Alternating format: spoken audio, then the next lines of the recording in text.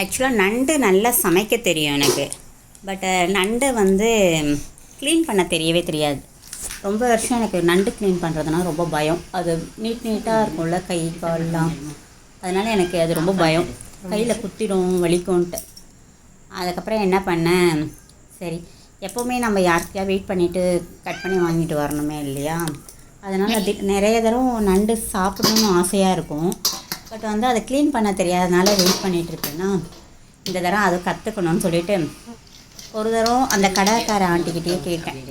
அவங்க எப்படி பண்ணுறாங்கன்னு ஒரு பார்த்தேன்.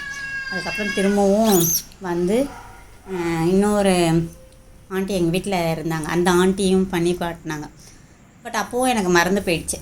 சரி இது மறந்து போகுதுன்னு சொல்லிட்டு எனக்கு அவ்வளோ நினைவில்லை. யூடியூப்பில் பார்த்தேன்னா எதுலேயோ ஒன்றுத்தில் பார்த்தேன்னு நினைக்கிறேன். திரும்பவும் கடைசியாக ஒரு தரம் நம்ம ட்ரை பண்ணுவோம் அப்படின்னு சொல்லிட்டு தினேஷ் பண்ணான் ஒரு நாள். தினேஷே பண்ணுறானேன்னு பார்த்துட்டு பிரியா ஒரு நாள் இப்படி தான் பண்ணணும் மம்மின்னு இப்படி பண்ணான். பட் அவளுமே நல்லா பண்ணாலான்னு தெரியல, ஓரளவுக்கு சுமாராக பண்ணா குழந்த. எனக்கு முன்னாடி பிரியா இப்படி தான் மம்மி எடுக்கணும், இப்படி தான் மம்மி எடுக்கணும்னு சொல்லி சொன்னான். சரி அதை பார்த்துட்டு நம்மளும் பண்ணுவோம் சொல்லிவிட்டு இந்த தரம் வீடியோ எடுக்கும்போது வந்து தேர்ட் டைமும் செகண்ட் டைமும் எனக்கு நினைவில்லை நான் க்ளீன் பண்ணுறது என்னோடய லைஃப் டைமில். இனிமேல் வந்து நண்டு க்ளீன் பண்ணுறது ஒன்றும் பிரச்சனை இல்லை, நல்லா கற்றுண்டேன்.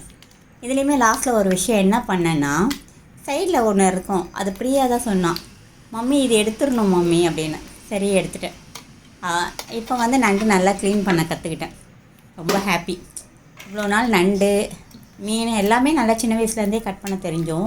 இந்த நண்டு க்ளீன் பண்ணுறது அது பார்க்கவே பாருங்களேன், டக்குன்னு கையெல்லாம் குத்தும், வலிக்கும் எனக்கு அப்போல்லாம். இப்போ ஓகே.